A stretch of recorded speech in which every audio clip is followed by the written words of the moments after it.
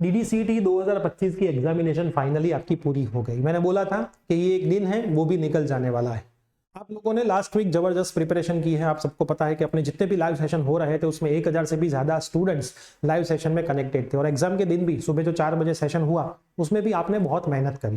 तो मेहनत सब लोगों ने करी, किसी किसी स्टूडेंट ने पूरे साल करी, कोई ने 8 महीने, 6 महीने, 2 महीना, 1 वीक, 2 दिन, 3 दिन, कुछ भी मेहनत करी। आप सबका पेपर्स भी निकल गया, और कल रात को भी एसीपीसी की वेबसाइट के ऊपर उनकी ऑफिशियल आंसर की भी आ गई। अब आज की इस वीडियो के अंदर मैं आपको बताने वाला हूं कि आंसर की में शायद कोई गलतियां है, आगे क्या हो सकता है, कितना मेरिट जाएगा, आपको कहां पे एडमिशन मिल सकता है, ये सारी इंफॉर्मेशन आज के इस वीडियो के अंदर मैं देने वाला हूं, और आपको क्या होमवर्क करना शुरू करना है वो भी मैं आपको बताने वाला हूं। तो यस दोस्तों, मेरा नाम है प्रियेश पटेल, आप सबका बहुत बहुत हार्दिक स्वागत है प्रियेश विद्यापीठ प्लेटफॉर्म के ऊपर। सबसे पहले तो DDCT के अंदर आपको पूरी एडमिशन प्रोसेस हमारे साथ फ्री में ही समझनी है, जैसे हमने लाइव सेशन फ्री में किए थे। तो ऑलरेडी आप व्हाट्सएप ग्रुप में ज्वाइन तो होगे, अगर लेफ्ट हुए हैं तो वापस ज्वाइंट हो जाना, ज्वाइंट ही नहीं किया है तो डिस्क्रिप्शन में व्हाट्सएप ग्रुप की लिंक है, कोई एक व्हाट्सएप ग्रुप में रहोगे तो सारी इंफॉर्मेशन आपको घर बैठे मिलती रहेगी। और हम ट्राई करेंगे कि हिंदी लैंग्वेज में ही वीडियो बनाए ताकि गुजराती मीडियम और इंग्लिश मीडियम सारे स्टूडेंट्स को कोई दिक्कत आए नहीं। और चैनल पे नहीं तो सब्सक्राइब करना भी मत भूलना। सबसे पहले जो कल का DDCT का पेपर था, मैं थोड़ा सा आपको बता दूं कि DDCT का कल जो पेपर आया उसके अंदर DDCT 2025 कल जो पेपर आया है गाइस, उसके अंदर मैथ्स बहुत आसान था, है ना। हमने जो सोचा था उससे तो मैथ्स बहुत इजी है। फिजिक्स में 3 सवाल मैं टफ मान सकता हूं, 3 से ज्यादा सवाल टफ नहीं थे। इंग्लिश के अंदर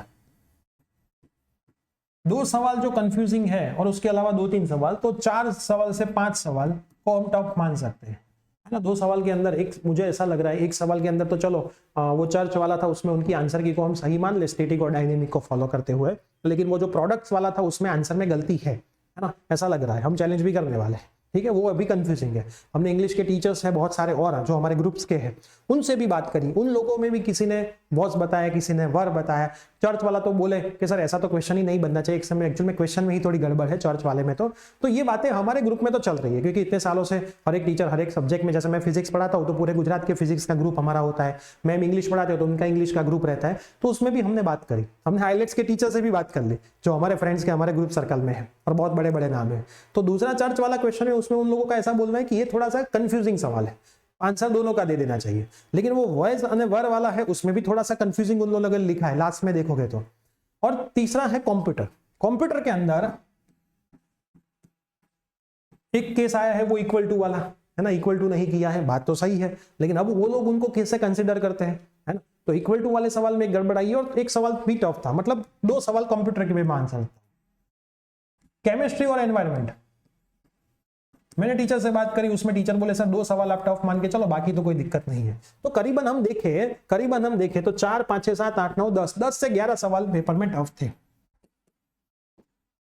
उसमें अभी 1-2 के आंसर में कंफ्यूजन है, बाकी रेगुलर है। लास्ट टाइम मैथ्स में थोड़ा टफ था, इस बार मैथ्स बहुत इजी पूछा, बहुत सारे बच्चों ने तो मैथ्स ही कर करे थे, उनको थोड़ा कम बेनिफिट हुआ क्योंकि मैथ्स का पेपर बहुत आसान है। जैसे मैंने आकाश सर को बोला सर ये तो बहुत आसान पेपर है, ये एक्चुअल में बहुत आसान पेपर था, क्योंकि किसी के सॉल्यूशन बहुत बड़े ही थे ही नहीं, 2-2, 3-3 लाइन के सॉल्यूशन थे। फिजिक्स में भी हमने बताया था कि भाई 1-2 लाइन के ही सॉल्यूशन वाले सवाल आएंगे, बहुत बड़े बड़े सवाल करने की यहाँ पे आपको कोई जरूरत एक्चुअल में है नहीं। तो 10 से 11 सवाल, मतलब ऐसा मान के चलो कि 180 मार्क, 10 सवाल 20 क्वेश्चन 20 मार्क काउंट करें तो 180 मार्क सबसे बेस्ट स्कोर है, 180 से प्लस सबसे बेस्ट स्कोर है ना। 3-4 स्टूडेंट मेरे को भी मिले हमारे प्लेटफॉर्म के, जिन लोगों ने ऐसा बोला सर मेरे 183 हो रहे हैं, 185 हो रहे हैं, है ना, ऐसा उन लोगों ने बोला। अब मार्क कितने आते हैं वो पता चलता है, फिर ये आंसर की में क्या चेंज होता है वो भी हमें फाइनली पता उस टाइम पे ही चलेगा। अब यहाँ पे सेफ स्कोर आपका कितना है, सबसे पहले तो आप अभी क्या करो, DDCT की जो भी आंसर की है उसको फॉलो करके आपके मार्क्स कैलकुलेट कर लो। पहला आंसर चैलेंज होने के बाद क्या चेंज आता है वो अभी आप मत सोचो। DDCT की जो आंसर की ऑफिशियल उनकी वेबसाइट में आ गई, कल हमने ग्रुप में रख दी थी, हम अपने एप्लीकेशन के फर्स्ट फोल्डर में DDCT के कोर्स में भी डाल देंगे, फ्री में आप डाउनलोड कर पाओगे, उसको देख के आपके मार्क्स कैलकुलेट कर लो, तो आपको करीबन आपके मार्क्स मिल जाएगी। वो आपके टेंटेटिव मार्क्स अभी मान के चलो, उसमें बहुत ज्यादा फर्क नहीं पड़ेगा, है ना, उसको आप टेंटेटिव मार्क्स मान के चलो। अब ये जो मार्क है उसको लास्ट ईयर के मार्क के साथ कंपेयर करो, एसीपीसी की वेबसाइट पे ये पढ़ाई है ना। मान लो आपके मार्क्स आते हैं 190.5, तो लास्ट ईयर 190.5 पे नंबर 1 था, है ना, नंबर 1 190.5 पे था। ठीक, तो आपके 190.5 मार्क्स के आसपास है तो आपका नंबर 1 आ सकता है। ऐसा मान सर मेरिट डाउन नहीं जाएगा, मुझे बहुत कम चांस लग रहा है कि बहुत ज्यादा मेरिट डाउन जाए, है ना।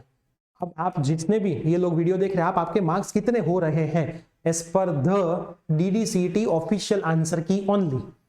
सर इसमें ये नहीं आना चाहिए, उसको भूल जाओ। अभी कितने हो रहे हैं कमेंट लिखना तो थोड़ा पता है, और सही लिखना तो सही पता चलेगा। बहुत सारे बच्चे तो लिखेंगे 202 मार्क, इसमें कोई पता नहीं चलेगा, है ना, आपको ये लोग फूल मानेंगे। ठीक, उसके बाद 186 पे दूसरा नंबर है, 183.5 पे तीसरा नंबर है, 183.5 पे चौथा नंबर है, 180.5 पे 6 नंबर है। तो अगर आपके 180 प्लस मार्क्स आ रहे हैं तो आप टॉप 10 में आने के चांसेस लास्ट ईयर के मुताबिक भी मुझे दिख रहे हैं।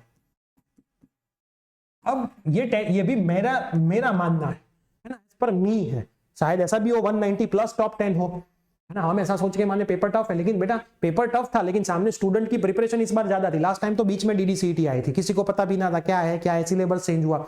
इस बार तो सबको पहले से पता है ना। तो भी हम ऐसा लास्ट ईयर के मान के चले कि भाई पेपर लास्ट ईयर से थोड़ा टफ था, प्लस स्टूडेंट ने प्रिपरेशन ज्यादा करी थी, तो बैलेंस हो जाए तो यही बचेगा। तो आप सेफ स्कोर किसको मान सकते हो? यहाँ पे सेफ स्कोर मैं टॉप 50 स्टूडेंट्स को मान सकता हूँ जो सबसे अच्छा रिजल्ट बोले।